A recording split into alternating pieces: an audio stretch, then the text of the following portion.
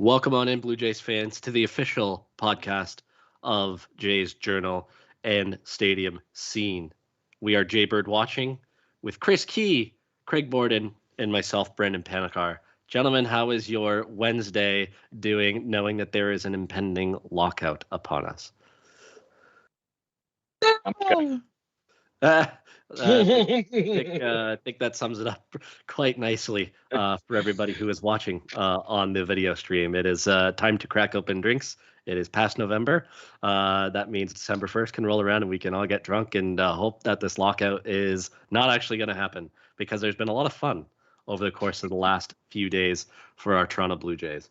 But yeah, let's get into it, guys. There's a ton that we can cover on this episode today. I want to start with, of course, the biggest news since we last recorded last week, Wednesday, and that is the Blue Jays have made another splash to their rotation.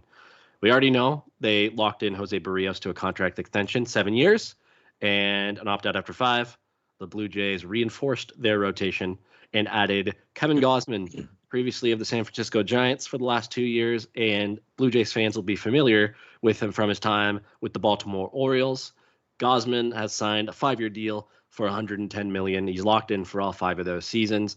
And as we now know as well, he will be Robbie Ray's replacement, because Robbie Ray is off to the Seattle Mariners. So, Chris Key, I want to open this up to you first, because you had some strong opinions the last time you were on about the Blue Jays and the possibility of signing Kevin Gausman. I know you weren't necessarily a fan. I will give you a chance to either double down on that stance or walk it back a little bit. So the floor is yours. Okay. I'll walk it back a little bit because I don't think the money was as high as what I thought he was going to get. I thought he would be closer to the 140 or 150 even. So what did he end up getting? 5 or 6 years? 5 years, 5. Right? 5 years. 22 per year. Yeah, 22. Yeah, it was like 21 in the first year and then 22 and then 23, I think it went. Something like that. After that. I don't know. Like, other than going out and getting Scherzer, like, who else were you going to get? And then there were some reports, maybe they were true, maybe they weren't, about Robbie Ray being vaccinated or not. That obviously plays a little bit of a plan. I'm super interested to see who comes north of the border once we get going in April, and see if there's going to be any of these Tyler Bertuzzi-esque appearances where they can't get across the border, which is going to be very, very interesting. I'm sure MLB and the Blue Jays will work out some kind of deal, but I guess the NHL didn't, so we'll see. The Kevin Gausman stuff, though, like, I'm super confused as of right now, because, like, yes, you go out and get Kevin Gausman. There's so much money being thrown around right now. I'm super disappointed. I'm super disappointed that there wasn't another splash, or at least yet. It makes me super nervous waiting 2-3 months. Everybody's saying somewhere between February 1st and February 15th might be the potential end date to this lockout. Leaves a total of 2 weeks. Are we going to get another 2 weeks of madness of people going all over the place? Yes, probably. But that makes me super, super nervous, because you still need another starting pitcher that's better than Stripling and better than Pearson combo. Mm-hmm. Pearson should be in the bullpen regardless. I think you probably still would like another bullpen option, and you need 2 infielders. How are you going to get that done in 2 weeks when everybody else is in a frenzy? This was a huge missed opportunity in my mind, that you needed to go out there with all this money flying around. Guys are, I don't want to say desperate, but there's definitely kind of an urge to get things done, because if I'm a player as well, and especially if I'm more of a veteran player that might have a family or something, I don't want to leave it until 2 weeks before spring training opens before I figure out where I'm going to plant my family for the year. So especially if you're a player coming north of the border to a different country. We know that may or may not be a thing, depending on how you want to look at it. Mm-hmm. I'm sure that there are questions from a family standpoint and a family point of view.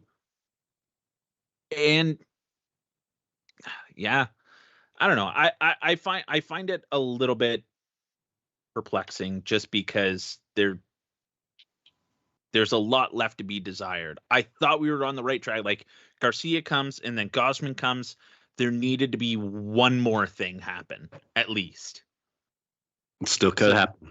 It still could happen. It still could happen. There is that rumor. We are 4 hours and 45 minutes away, and a lot of things got to happen in that time. Well, you brought up at the top of the show that Shi Davidi teased on Tim and Friends that something could be in the hopper. Although I did see another tweet saying that for that to happen before the CBA expires at midnight tonight or 11:59 p.m., that player would need to be in Florida so that they could get to the spring training complex in Dunedin. We'll see what happens. But yes, a couple moves have been made, Gausman being the big one. Craig, let's get your thoughts. We obviously know Robbie Ray's now a Mariner. We can touch on that as part of the next conversation and build on our Kevin Gausman talk. But when you saw the deal, 5 years, $110 million, knowing what you knew about Kevin Gausman from his time in Baltimore, knowing what you now know about how he kind of fixed himself or had a pitching coach fix himself a little bit with the San Francisco Giants, what were your thoughts on Gausman's deal? We have a drop-in replacement. What? It's basically what I thought. We're swapping out a part that was of equal value. As much as we all love Robbie Ray, and is obvious. I think is obviously outside of that, he was perfect for that dugout. He was the exact guy they needed in there. Veteran presence, clearly got along with everybody in the clubhouse and was a leader. And that's a ding, of course. Everybody knew Robbie Ray was good. I don't think they were expecting him to come back and have that kind of his dominant season that he had last year. But to that point, okay, I said most, all right. So Chris Key over here giving the peanut gallery. But Kevin Gausman is the same kind of mold even to that point. He was a number one level prospect for the Orioles for years. And, yes, he was. Very ups and downs. He didn't have any real consistency to it. He's figured something out in the last 2 years, and I was just trying to look and see where he ended up finishing in the Cy Young race, but 6th. That's pretty damn good, just saying. I think the thing that was really striking was that the both of them are both strikeout guys, 2-pitch pitchers. They went out and got the same guy after seeing the success that Robbie Ray finally had with the Toronto Blue Jays. This is a little bit different because we're actually bringing him in while he's been doing good. He was an all-star this past season with the Giants. It was a big reason the Giants were a 90-plus win team. Did they get to 100? They were 100. Yeah, they got like 107. Yeah, as I say, I thought they were the best in baseball. But and he was a big piece of that at 14-6, and he pitched a ton of innings. It would have been nice to see him go over 200 like Robbie Ray did. But to that point, I'm not going to worry about splitting hairs over 2 games worth of innings. But like I said, I think the big thing is Blue Jays fans are getting the same similar thing here. I know the contracts are maybe the irk point for most Toronto Blue Jays fans being a whole $5 million more, and you could have had the guy we already had. But I wonder how much of that was just the fact that the Blue Jays really didn't think they were going to be able to land Robbie Ray, period. Isn't he from the West Coast? So it doesn't shock me that he would want to go. Tennessee. Okay, that's random. So maybe he just wants to visit the Kraken. I don't. But to that point, I really think that they got a guy here that there is a chance that Robbie Ray, in the length of that contract, might not be as good.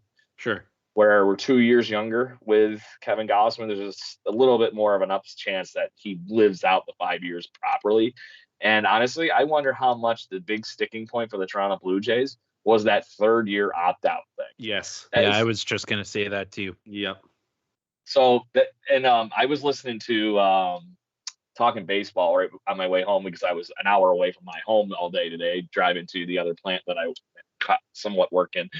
On the way back, they're talking about that deal and everything, especially both deals, comparing them. And yeah, it came down to dollars and cents, but that 3rd-year opt-out is right in the window where the Mariners, you would think, they're going to be riding that wave of their new players, kind of like we're at right now. Right. So this is that's critical to their competitive window. If he all of a sudden says peace out after having 3 good seasons, that's going to be crippling for the Seattle Mariners. I would have made the argument that we could have dealt with that because we're already in that window where we should have made the playoffs this year. So maybe it wouldn't have been as important if he did opt out after the 3rd year for the Toronto Blue Jays and then he's gone and we just don't pay him the ungodly amount of money or whatever it might be. But to this point, I love the security that we get with somebody like Gausman because I don't think he has to be the guy. He can be a regular. This could be Hyunjin Ryu by the end of that contract, and he's going to be solid still. Right. And I think that's fine. I really don't think that that's an issue after 5 years.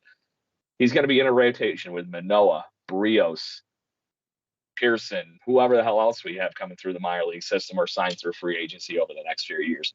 There's always going to be another quasi-level ace guy in that equation where the point where he doesn't have to be the ace. I think this is the most ridiculous, awesome thing that could have happened to the Blue Jays is we just had this extended goodness. You have rotation. 4 number 2s. Yes. Which is I'm fine with that. Pretty damn good.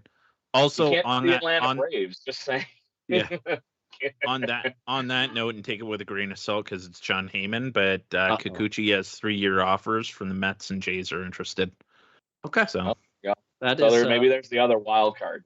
Yes. That's. I mentioned that the last to you guys. I'd be perfectly fine with taking a flyer on Kikuchi for absolutely that number 5, and then you have Stripling or whoever for.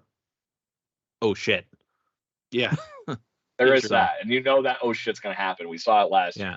Yes. Yeah. So it happens during the course of a baseball season, but having 4 number 2s though, having 4 number 2 guys though, like if one of them goes down, now you have it's not that big of a gap if you have to throw in Stripling, or now you actually have a number 5 guy instead of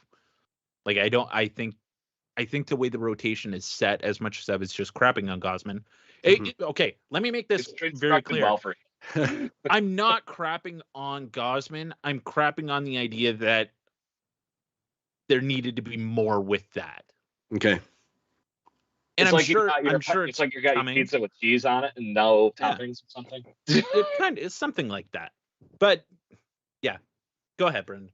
No, I was just going to ask you guys, because immediately after I saw the deal, and Chris, this kind of touches on your point. I think if he came in at around 130, 140 million instead, which is where that was a range that he was projected at. I think on the higher end of the projections, he was closer to 130, 140, especially with teams like the Giants, who I don't know what the hell the Giants are doing right now in terms of trying to bring some guys back and continue to win.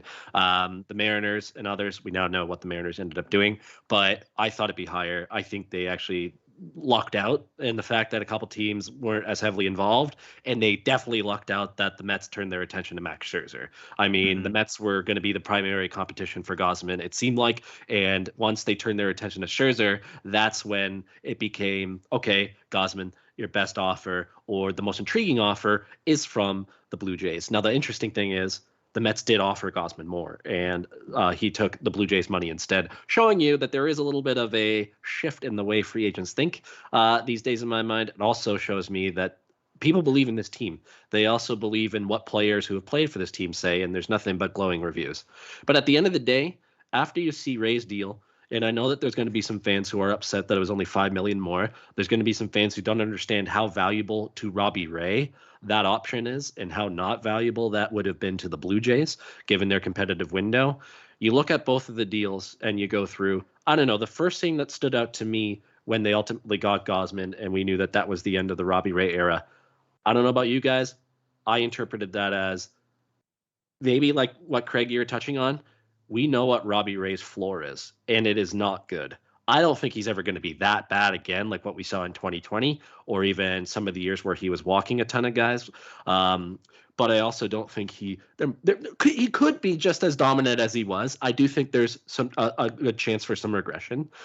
But Gausman's floor throughout the course of his career has been better than Robbie Ray's, and their ceilings are very, very comparable, as you alluded to there, Craig. So, Craig, I don't know if you want to take that one and run with it, but do you believe that at the end of the day, this was the Blue Jays and the front office saying, long-term, over the next 3 years, 3, 4, 5 years, we believe in Gausman to give us more value than Ray moving forward? I think this is the whole argument in a nutshell of they wanted to build a dynasty. And I think that honestly might be what we might start calling some of these episodes near the end of the free agency fun here. And it's securing this future for this rotation. They did that with Jose Barrios. Like I said, there was that one outlier with Robbie Ray with how that contract was structured that it might have all of a sudden been them without Hyunjin Ryu and Robbie Ray almost right on top of each other. Mm-hmm. Could have been a little rough for them Right. to back-to-back seasons losing guys like that. A little hard to come by, especially with the state that they traded a few of their key minor league pitchers. I can see why the depth thing would be grab a guy we know we're going to keep. And to that fact, the guy that's the more or less metric level comparison, drop in replacement part, like I was saying, I don't think they did anything wrong with this move. As much as I, unfortunately, am still haunted by watching what Kevin Gossman used to get destroyed by Toronto Blue Jays fans and hitters in retrospect, but he's a guy that's clearly figured it out. And the more video I watch on him, the more I fall in love with that splitter. Oh, it's so good. Insane. It tumbles like crazy. As much as Robbie Ray being fastball slider guy, this is a fastball splitter guy, and if he can figure out that next piece of it, for all we know, this is the beginning of it. It's amazing how many guys are coming to life at 30 these days. Chris? It's interesting you mentioned the splitter, and that's where I get hung up on my kind of point of view. Like, who's going to play third base?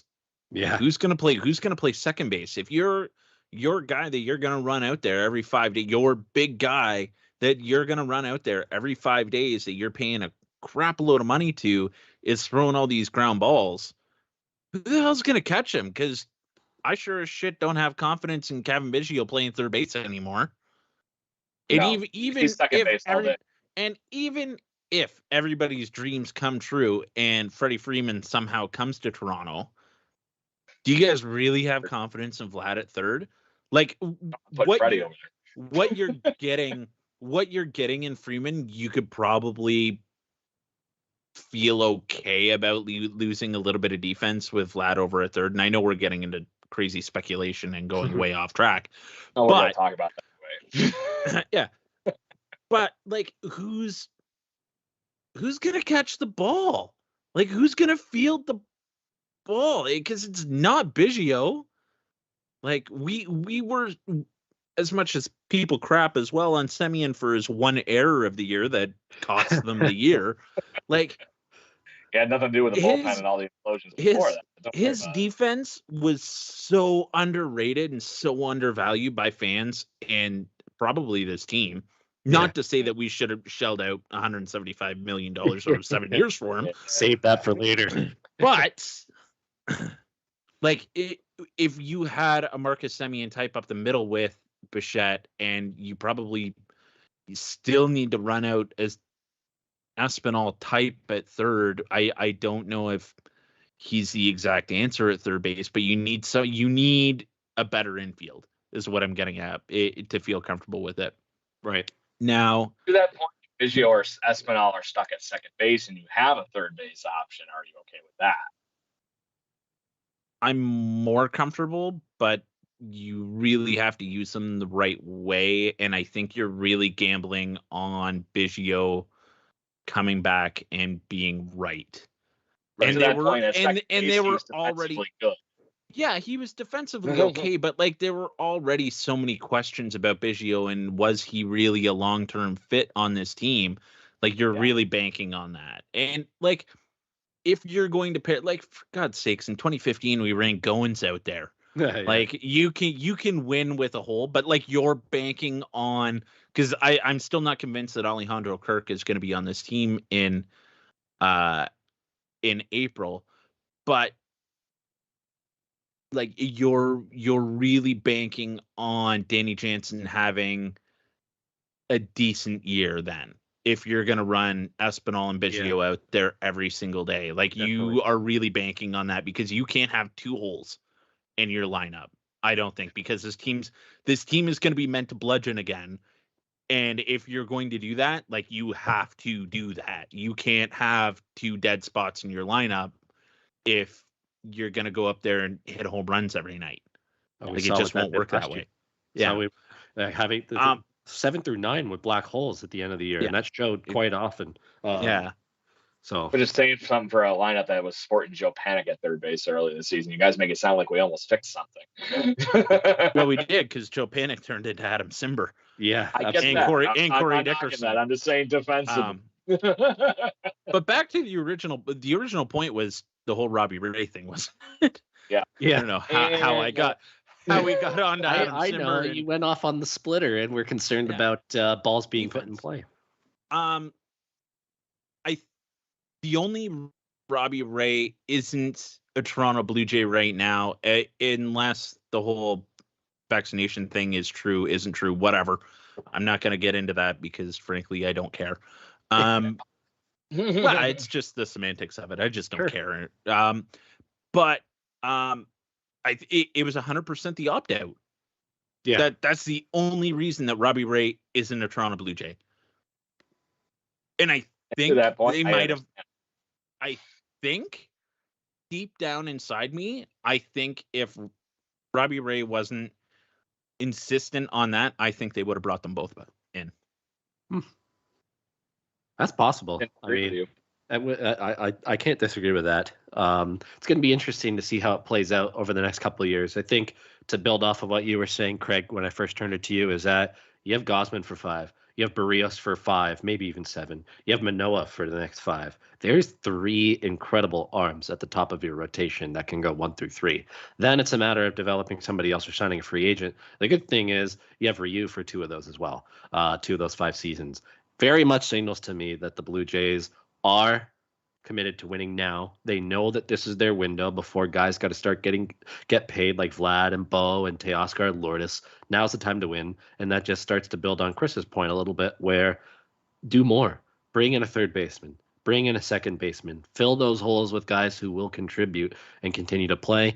There's a whole bunch of different intriguing trade options out there, which we'll save that for as the offseason goes along, depending on what happens with the CBA. I mean, I don't know what trades and free agent signings will look like. It might all be put on pause for a little while. This could be the last episode for a while where we have some legitimate news to talk about. But as of things currently sit, Gausman for 5, Robbie Ray to the Seattle Mariners for a guaranteed 3, maybe 5, depending on what that opt-out does. I'll put you both on the hot seat. Chris, I know that you are a big Robbie Ray fan, and you were all about him being a Cy Young candidate, and you were right. He won the Cy Young. But at the end of the day, you see both contracts. You know the opt-out for Ray. You know what the dollar figure is in the years. You know what the team situations are. Over the course, let's just say for the full 5, who would you rather have, knowing what that is? Would you rather Ray? Would you rather Gausman? Who would you have been more comfortable with? We're going with what their contracts are right now?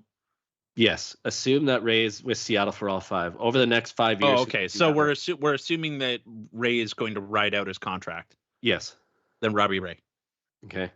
What if he's riding out that contract because the first 3 years haven't gone well at all, and he decides to stay because it's a player option? You can still put him in the bullpen. Okay. Craig? To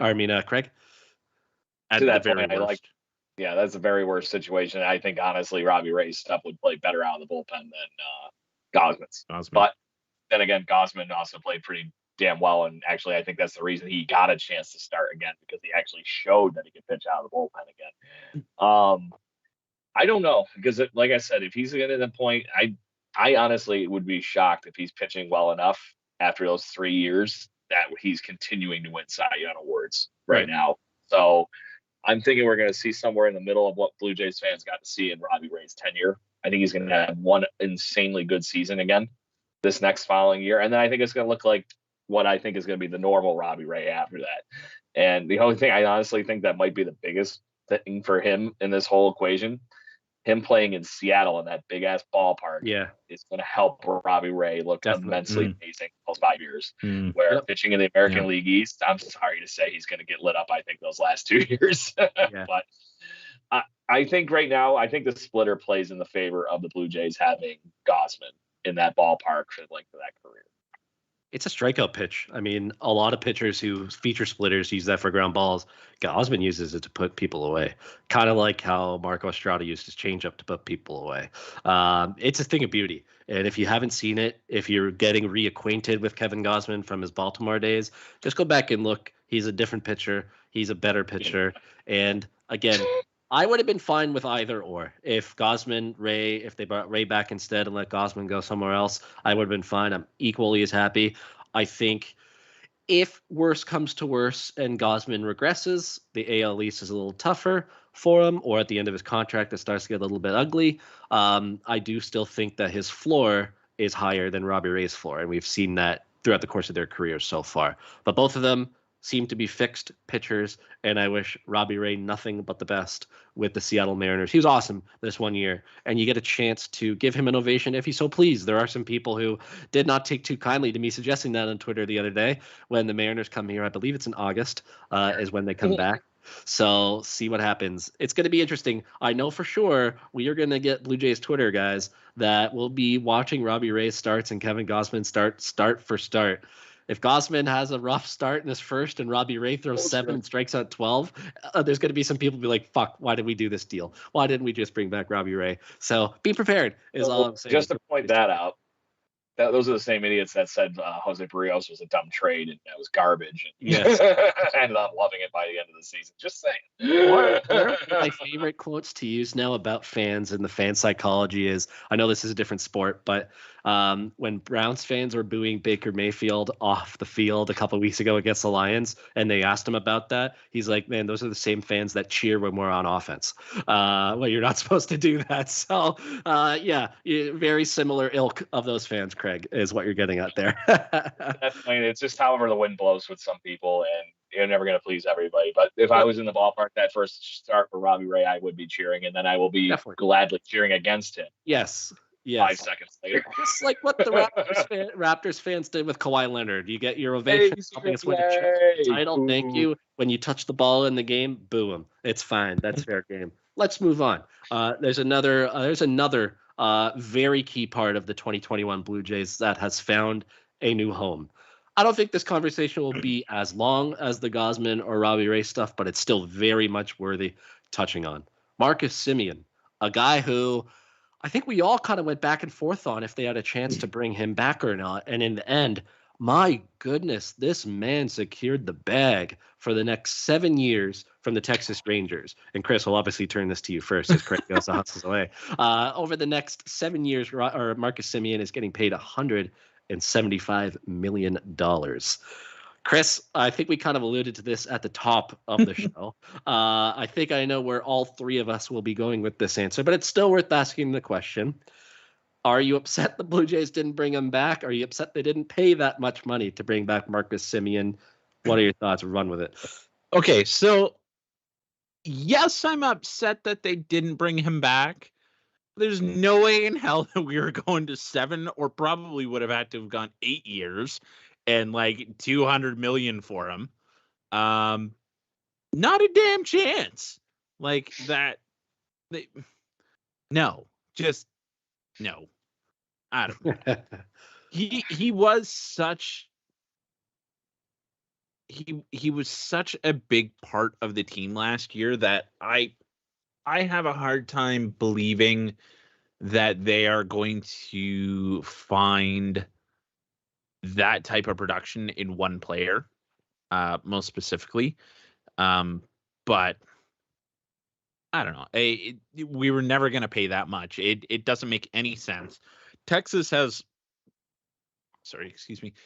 apparently all the money in the world, because then they just go out and sign Corey Seager for $325 million. Nuts. Now that one I might have paid. Well, that one I might have paid as well, but like, but then people are playing semantics about like 6 years and 180 for Freddie Freeman is too much, and it's like, I don't think so. But do I need to be this guy? The guy's basically won like 3 awards for the last 3 seasons in a row. Yeah. Silver Slugger, All-Star, MVPs. Yeah. No, don't worry about it. Yeah, but like, I don't know. It's going to be tough to replace that. But like, to flip it onto the other side of Texas, like what the hell is Texas doing? Yeah. First of all, okay, you can say this for a lot of different teams in different contexts, but like, what the hell is Texas doing? Because they have no lineup. They have Billy McKinney starting in left field for them. They don't. No, they don't. But they will. Oh, he did? They did? Well, then who the hell is playing left field for them? You could have Billy McKinney for the small price of. Yeah, like who the hell's playing left field? If Billy McKinney gets non-tendered, like who the hell is playing left field for you next year? And they don't have any pitching. Second of all, average Joe guy here. What the hell are the Dodgers doing? And what the hell are the Yankees doing? And the Red Sox.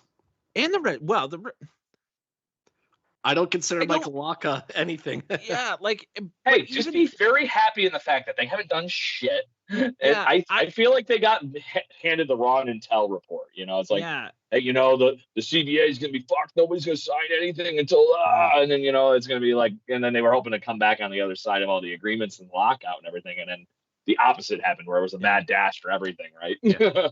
and I think that's the part, to go back to my original idea that I'm disappointed that the Blue Jays didn't pounce on this opportunity, is that everyone around them that is usually spending a whack load of money isn't spending any money now. It's interesting.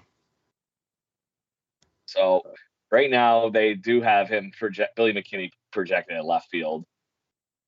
Leody Taveras playing center field, and then Adolis Garcia, another guy that's, he's good. You know, he's good. Oh yeah, so, and Rugi signed in Baltimore. Yeah, that's the perfect spot for him. Just saying.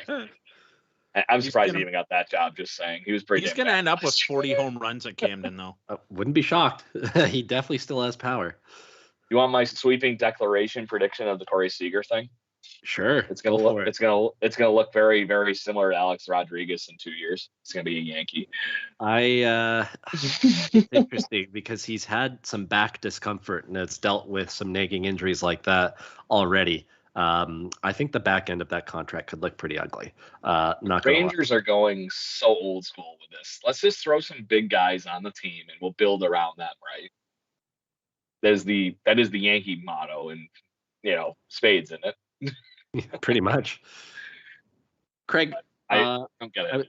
I was asking the question as you ran away and decided to leave us. My dog was obviously started with Chris on this one, but you now know 7 years, $175 million for Marcus Semien. Are you happy the Blue Jays did not pay that? Are you upset they didn't make more of an effort to bring him back? Did they ever have a chance of bringing him back, for that matter? For that money, no. Yeah.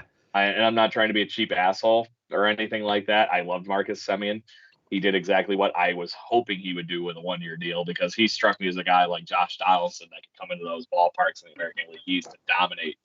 I would have loved to see him. It has nothing to do with it, but I can't, after 1 year like that, capitalize on that fact of giving him that kind of money. And I'm very glad the Blue Jays didn't do that. I think he's going to look really, really good for the next few years with the Texas Rangers, but I don't see in the fact of how they're going to put it, unless they have something else up their sleeve that I'm not aware of, because their minor league system's pretty damn shitty too. Just to point that out. They have literally nothing. Like, these two signings make zero sense. You want to know what the only reason is? They got John Gray as well, but like, which I'm sure like tears Brendan's heart in half. But at the same time, small violin. Like, what are you doing? Like, why are you? Want to know what I think the whole thing is? Literally to put asses in those seats at that new ballpark. It was literally the only reason that it looks good to me on paper. You brought in 2 huge names for that team that make it look like, oh my God, they're spending money. They must be better than we thought, you know? Then they're going to be sold out for the first month of the season. They're going to be not even a 500 level team with those guys on the team. And then they're going to, like, you know, like I said, I would not be shocked if they're looking to dump those salaries for those 2 guys in 2 years. It would. And I think the one that's going to be the easier one to move is Corey Seager. Mm-hmm. So they might have to eat some, but yeah, to that point, oh well, they got, like I said, new ballpark money at that point. Get some prospects back. And honestly, maybe that's the terrible plan here. They bought into those guys. They can trade them and get some prospects in 2-3 years. Oh, could you imagine? That'd be a lot of money to move. I would be shocked. That's But long con right there, right, fellas? yeah. Well, now that we know where two very key cogs of the 2021 team are off to, why don't we go over some of our favorite moments that each of them have had from this past season? Craig, I'll let you start. You can go for both of them right off the bat. Start with Semien or start with Robbie Ray. Is there a moment for either of them that stick out the most to you? I can't think of one isolated Robbie Ray one other than the fact that I just loved how amped up he got every time he struck somebody out that in an inning. It just screamed like Jason Grilly that one Yeah. year for us. And I loved every minute of it. But the definitive moment for, honestly, I think Marcus Semien's career in general was that home run he hit in that comeback. Yes. Period. There was just nothing that was like, there was no way in hell should have been in that damn game to begin with. And then to watch him come back and hit that home run after Lourdes ties it up with a grand slam. Yeah. Freaking ridiculous. That still might be my favorite. The bat spike is underrated, boys. You know, the bat flip's taking all the show. Lourdes freaking just tighten and slamming that thing down perfect. But for Marcus Semien to end that ball game like that and just perfect moment, break out the home run jacket. There's no other better picture right there in Blue Jays history or Blue Jays 2021 season right there in my head is that Marcus Semien home run. Yeah, hey, very fair. Chris, how about you? I know that Robbie Ray was your man crush, and you were right about He was. Was there anything that stood out in his season or Semien's season for you that you will always remember?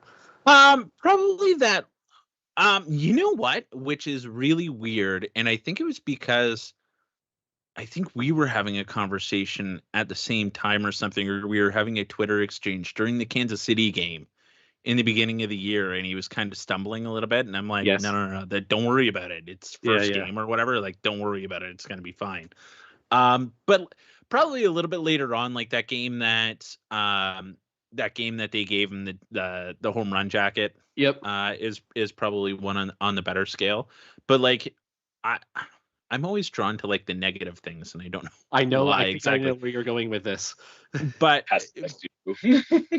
but no, I think what I will remember is just how shaky he did look in that Kansas City game, and people were like, "Oh shit, here we go! Like this is Robbie Ray again," and nope. Yeah, it didn't happen again. Yeah, No, it really didn't happen again. Not with the walks, at least. No. Lock that So shit down. no, I think that, and I think that was a huge turning point, at least for obviously his season, after coming back, falling down the stairs with his baby or whatever, and injuring his elbow. But yeah. What about Semien? Semien, it's probably the home run. It was against Oakland too, was it not? Yeah, his old team. Yeah, I don't know. I don't know if I have an actual standout moment or standout game for Semien, because I think he was just so damn consistent all year. Yeah. Which I think is going to be very unfair to him as kind of from a Toronto Blue Jays legacy standpoint.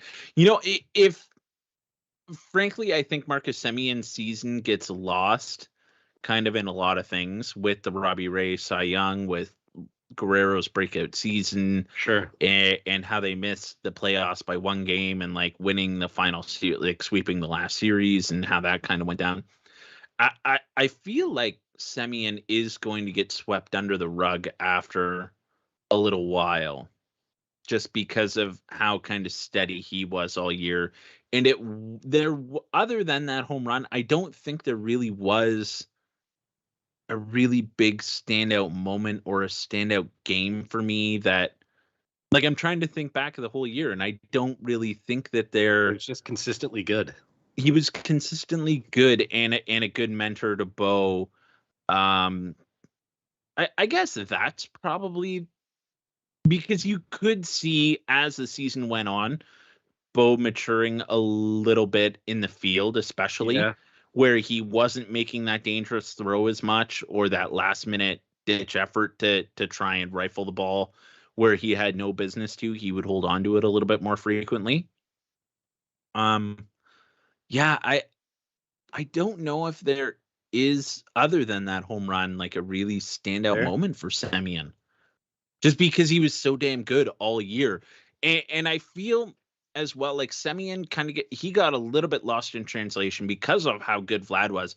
Almost in the same way that Gurriel gets lost in this lineup as well, that people forget how sneaky good he is because of all the other names and because of what everybody else does. Yeah, and Teoscar, yes. Yeah. So you even forgot. I got a question for both of you. Do you think if Marcus Semien's 2021 was in the National League, he beats Bryce Harper for the MVP? Yes. Yes. I think so. I mean, I know Bryce had a fantastic season, but if he's on a team that was in the same situation as the Blue Jays was, then I think he does. I think he does. Let's say he was playing for the Phillies. Just to be funny. I don't know, because kind of like paper. Because kind of like what Chris was saying, he'd still fall behind in Bryce Harper's shadow. Kind of like how we always fell behind Jose Bautista's shadow. He was so consistently good, but you still have Jose Bautista here, or now you have Josh Donaldson. With the Phillies, you have Bryce Harper, who's a huge personality. So that's a good question. If he was on the Phillies, level of WAR, 5.9 for Bryce Harper, 7.3 WAR for Marcus Semien. Oh, I know. It's every number. It's ridiculous what he did. Yeah. Semien beats him in every offensive category except for batting average. And if you want to put that even into perspective, Semien had more hits, more at bats. Semien actually, I think, led Major League Baseball in at bats. Yeah, I believe that. I don't lead off so often. And then he had 20 more hits. It had a 250 or 265 batting average versus Bryce Harper's 309 batting average because, like I said, he had like 200 less plate appearances. It's almost ridiculous because he was on the injury list. Yeah, if he's in the National League, he probably wins MVP. It's just unfortunate he was also in the same league as Shohei and Vlad, who's his own teammate. Thankful MVP didn't even win. Yeah, no, absolutely. I think I'm kind of with you, Chris, on just the fact that it was consistently good for Robbie Ray. There were obviously some incredible strikeout games. But it was just so consistently good after that Royals start that there's not really one dominant one that really stands out in terms of, oh, shit, this guy has arrived and he's for real, because he just kept it going after that. Like, there was a couple hiccups that weren't like, holy crap, he's just off his game, but everybody has those. Even Roy Halladay had those from time to time, where it's just not clicking that day. It figures I was at 2 of them where they weren't clicking that day. The only 2 games I was at. I thought when you said the negative thing, Chris, where you're going with the negativity, I thought you were going to go down the little skirmish he had with Brandon Hyde back in early September with that guy. That stands out to me because somebody posted a video of the audio and just hearing what Brandon Hyde was saying and chirping for seemingly no reason. It's like, man, shut up, you're out of it. And Robbie Ray just cool as a cat, just on the mound, just be like, man, like, I don't care. I know I'm the shit. I know I'm good. I know I'm a Cy Young candidate. You know what? I had forgotten about that until you brought it up. But yeah. I just felt so cool. Like, Robbie didn't even really say anything. Like, he just motioned to come out to the mound and talk to me if you want to keep beaking your mouth. And then that's when I don't think he wanted him to come out and talk. No. Right here. Robbie Ray would take the out of you. Let me tell you, I am not going to a mound and fighting a guy with that tight of pants because he could probably kick my ass. And that big arms too. He actually had pythons on him too, with how tight his like sleeves were around him. Oh, we're getting hot here now. Just to say that whole thing is, if Robbie Ray looks like he could have been brought up a hockey player, he looks like he just chews rusty nails for breakfast and shit. He would look like an enforcer. He'd be like Brad Marchand, a guy who would get under your skin and score a lot of goals and be really good, but also not afraid to drop the gloves. But yeah, I don't know why, but that just stands out to me. Maybe because I saw the video not too long ago. I was like, man, Robbie Ray handled himself like a champ for that. And same with Semien. I mean, I think the home run is definitely up there. I think the one thing I was thinking of going back through the season, the one play defensively that stands out for me is opening day at Yankee Stadium when there was that ground ball with bases loaded. I think it was either against Chatwood or David Phelps in the 7th or the 8th inning, and Semien dove for the ball and was able to quickly fire it over to first to save that. Blue Jays end up winning on opening day at Yankee Stadium. That stood out to me because I'm like, holy crap, Marcus Semien's a Blue Jay. And here he is at second base, a place where he's not very familiar with. And then Buck and Tabby and Dan were raving about that play. So I think that was Romano on the mound. It might have been, yeah. Yeah, He came in for 2 innings, I think. Yeah. Or he threw the part of the 7th and the 8th, because then Merriweather threw the 9th. That's what I it believe. was. Yeah, because that was when everybody's like, "Oh, new closer." Yeah. Yes. Because even the guys on like John Boy and Jake were like, "Who the hell is this Merriweather guy Yeah. throwing 100 Yankee out of the fans were Jays freaking out. bullpen?" Yeah, I know, right? Yeah. So yeah, no, there is. I just think it was just so consistently good for all of them. It is hard to pinpoint one moment, but if you do have your favorite, feel free to tweet at us and let us know. We're probably forgetting something during the course of the season, whether it was during lockdown for Chris It's and I Twitter in chat Ontario. tonight. It's not about that. Yeah, we're gonna have plenty of time over the next 3 months to reminisce. Absolutely, Yeah. lots of reminiscing with the CBA expiring in 3 hours from now. So be prepared. A couple more things, guys, on the agenda for this evening. Chris, you started touching on this just in terms of wanting to see more on top of Gausman. There was a little bit of a more, probably not as much of a splash as we would have hoped, but a very solid reinforcement in the bullpen and potentially a second one. But let's start with Yimi Garcia. The Blue Jays signed him to, what was it, a 1 year or 2 year deal? I can't remember what it was. 2-year deal with an option for a third, I think. Okay, yes, and look, he's coming off of a season with Miami and with Houston, where he was Miami's closer. He got 15 saves and had a respectable 3.47 ERA. There was some cause for concern in his game. He wasn't as dominant as he's been in the past with teams, but still a reliable bullpen arm with some good stuff.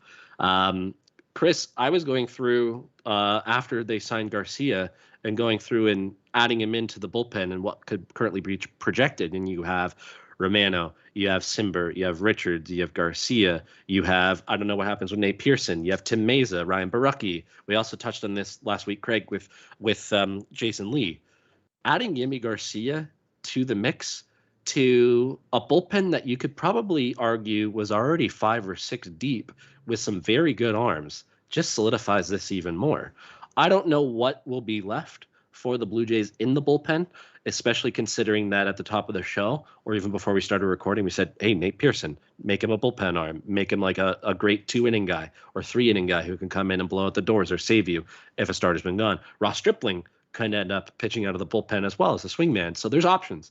Yimi Garcia just solidifies the back end even a little bit more, and there's a ton of depth that they've started to create. So, Chris, what were your thoughts on the Yimi Garcia deal and review what he's done in the past and looking forward ahead how he fits into this bullpen? I don't mind the Garcia stuff. I have a lot of trust as far as it goes with Atkins and bullpen guys because he's hit more times than he's missed. Yeah. Sorry, other than Hand and Soria, but shit happens. That should have worked. It should have worked. By all means, it should have worked. Yeah. But as it stands, I have Meza, Romano, Richard, Simber, Merriweather, Barucki, Garcia, and Stripling in the bullpen. That's 8. That's pretty damn good too. That's a good start. And if you get another starter, then you put Pearson in there. That's 9, and that's probably pushing it for how many you want down there. Yep. So and then not to mention you got some good early comers that are just missing that list, and like Kay, Saucedo, who was a couple other guys that pitched near the end of the season that looked pretty good out of the bullpen that I'm slipping names on right now, but that's insane. Well, Snead pitched all right out of the bullpen. Snead was all right. Snead was all right. He always right. had great minor league stuff too, so it's going to translate at some point. Yeah, like you said, Saucedo was pretty good last year for what he was. But if you have those 9 locked down for the bullpen next year, as long as Barucki kind of comes back and is what we thought or at least what he was in 2020, that's a pretty decent bullpen. It's a good start. And it's especially okay if Pearson and Merriweather are healthy all year, which is a very big if at this point. You have Pearson, Romano, and Merriweather throwing 100 out of the back end of that bullpen. That's looking dangerously like Tampa's bullpen, where you have a mix of guys Velocity. that can throw 100. And like Meza was throwing 90. Was he touching 97? I don't know if he was touching 97. He's up there. I know for sure 95. He was and touching 94. 95, He's getting up 96, there. I think. Simber obviously doesn't hit that much. Richards, I think, hits 95. Richards has a surprising velocity. And Baraki was throwing some decent velocity as well. I don't know what Garcia hits. I think I heard that Garcia touches 97. He can hit 98. Yeah, let me check that. That's 96.2 average fastball velocity for Yimi Garcia last year. So That's he probably could probably touch 97, maybe 98 if he had to. Yeah. That's Either a way. really good looking bullpen right now. It's It a is. lot.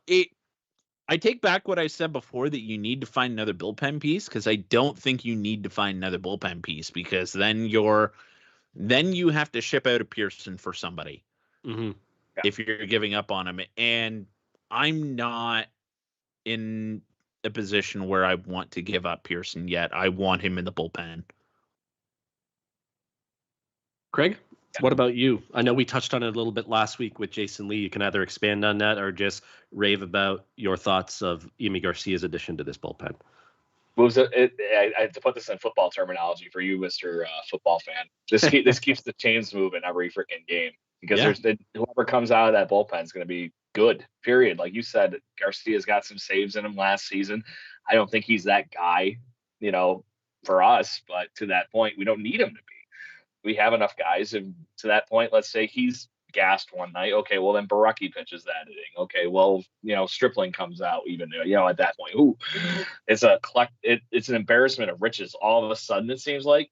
And it just shows you how screwed we were last year, because all these guys were hurt. But to that point, I think we are going to get the right bounce backs. And then you add somebody like Garcia. He's going to be a heck of a nice piece to pair with Simber and company at the higher leverage parts of the ball.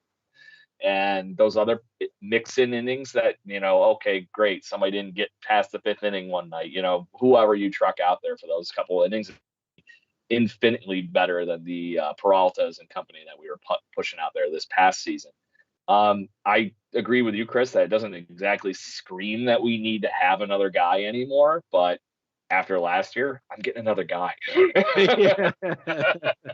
Well, let me build on that though, because I left his name out for a reason. I don't know if the bullpen, just going over those names for you, Craig and Chris, is at the stage where if there's not a big signing or a veteran for that matter, and let's say the CBA freezes a whole bunch of movement until around February timeframe, and guys start to panic, and bullpen arms, especially veterans who are mid-30s, upper 30s, signed for minor league deals, or guys coming off of injuries. The Blue Jays brought back David Phelps on one of those. And Craig, you know how much I raved about him on last week's podcast with Jason Lee. You couldn't wait to bring his name up again, could you? I was so excited to bring his name up. David Phelps. His 10 appearances last year, however many it was, were pretty damn good. So there's another start, and that's what you might be able to do. So is the bullpen good enough where you still want, or is it not good enough yet in your eyes where you want another higher leverage name, or are you fine if they continue similar additions like David Phelps for depth? David Phelps definitely helps with that depth idea, and I love the fact that they brought him back. And I was been honestly rather shocked that they didn't. He seemed to be very happy in Toronto, especially after coming back and not getting the chance to really take the advantage of that signing of him coming back this past season. Right. And to that point, we were talking about the downfall of this team last week during our review of the bullpen. And I think we all kind of quasi danced around the whole thing and then came back in summary that the bullpen really fell apart when David Phelps went to shit and got hurt. The whole rest of it kind of, that veteran presence and his, game not being there kind of, folded the house a little bit. So to that point of having somebody like him ready to possibly come back and take a job this spring is very intriguing. But I want some other guys that maybe are at least in that similar fold to him to help compete for that job. I don't think it's he's going to unfortunately win that back to me at this point. And I think with those guys we just listed off, you can see why he needs to win that job back. Absolutely. Chris, what about you? Is the bullpen good enough in your eyes for more Phelpsy additions, or do you want another bigger name? No, I don't want another bigger name because I'm perfectly fine writing that out because I want Pearson in the back of the bullpen and I don't want anything pushing him out of that position. Yeah. I don't think it's going to be frankly add somebody. It'll be another Garcia-ish if they added somebody. Yeah, I don't even think it'll be that. It'll be guy. Atkins seems to have quite the knack for finding guys on minor league deals, or look at Mesa last year was on a minor league tryout. Yeah, and they already had him technically, I guess. But like, look at the year he had. He was probably quietly, so good. Quietly, once again, he was probably our best reliever. And that's probably even pushing Romano down the scale a little bit as well. But Romano pitched his normal innings and was healthy. I get way above it, but the fact that he was so in and out, I agree. And like, they're so good at finding those guys that I'm perfectly good with bringing people in like that and just giving them a flyer. Because like, your bullpen's so volatile on a good day that like, I really do hate spending a whack load of money unless it's on like a Liam Hendricks. I could get on board with that, or maybe not exactly a Aroldis Chapman, but somebody like him, where like McGee comes up all the time. Or no, not McGee. Why can't I think of his name? McHugh. Oh, Colin McHugh, yeah.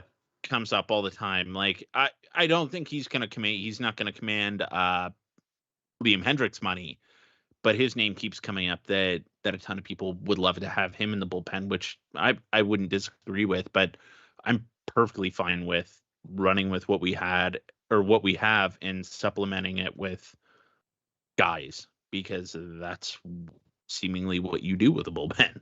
Yeah. No, that's totally fair. It's when you go through it, and as we were going through it last week as well, you look at some of those names. Some of them will obviously need to bounce back, and I think Ryan Baraki is at the top of that list and could be very key to solidifying it even more. Yimi Garcia, David Phelps, whoever else will definitely help that if somebody gets injured, which seems inevitable, or falters like Rafael Dolis did. There's always going to be some of that, as we've seen from this past season, but it is a very good start to the bullpen, which leaves pretty much just solving another bat in the infield. And as John Heyman just put out, there's 4 hours to go to make a deal before the expected midnight lockout. You need to hurry, especially if a medical exam is needed to happen. So with that, the CBA is about to expire. I don't think personally there is much hope for this team. And yes, I don't know, Craig, what are your thoughts on this? It's not very rosy. Things are not looking very good for a deal, but is there any sort of optimism at all? I don't know when this is over, but it seems like it's going to go on for a little while. To that point, the CBA thing, I just hope it doesn't turn into a full thing where it, turns into a 94 season all over again, and then the 95 shortened season or anything like that. They need to hurry up and get this done, because if they are losing anything but free agency time on this, they're screwed on all accounts. It's just silly for the players in the union not to figure this out. But I digress, to the point that the Blue Jays didn't turn around and maybe make that final nail in the coffin move right before midnight tonight. Seems typically like our luck, unfortunately. I think they have all these irons in the fire, and there's maybe one that sounds like it might be really, really kind of close and ready to come off the fire. But yeah, to that point, I don't think they're going to get it done in time per a few different things going on here. And to that point, our chat window shows up, by the way, in the video feed, just FYI.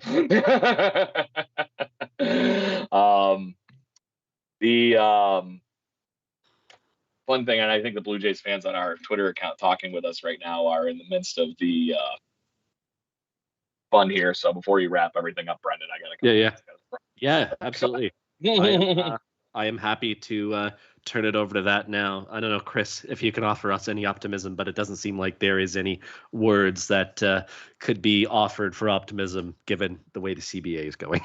Hell no. Now, Oh, what is amazing that's come of this is there needs to be a free agent period. Yeah. Like this 100%. has been It's so fun. ridiculous Yeah. over the last week that there needs to be a free agent freeze. And how they do it, I don't know. But like something in and around this time is your deadline until like before spring training. And it's absolute madness. It's awesome. It is a lot of fun, despite the fact that we're heading for a lockout. I agree with you. I wonder if you could do something where you sign before the calendar year changes and there's a free agency freeze until a couple weeks out from spring training. And if you wait on the free agent market and don't sign, it's a minor league deal that you have to sign. I don't know how that works and all the language or anything like that, but there should be something because it has been a lot of fun. That's for sure. Craig, you mentioned there's interaction for the first time in a couple weeks. Take it over, man. What's going on? Well, we keep getting interaction. It's just more like, cheerleaders we got right now, or most last week's. But to that point, most everybody is asking about what they think is true, a reality of what we've been all anticipating, goofing around with, having fun with over the whatnot the last few days in Twitter land. The fact that Freddie Freeman's name just all of a sudden won't go away. And the last actual headline most Blue Jays fans read was it's down to Yankees, Braves, and Blue Jays. If that is legit, I don't care how much money it takes. I'm not letting the Yankees get fucking Freddie Freeman. And to that point, just to be this guy, he played 16 games at third base. I'm just gonna say. And sadly, I would wonder if it would take something like that to solidify with the Blue Jay uniform. But I don't care what it takes. If that's one of those things, if you can actually get somebody like Freddie Freeman, you take the after the fact and figure it out.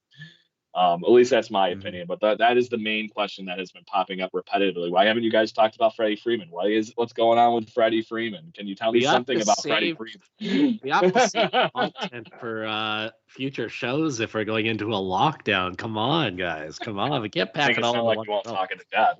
Yeah.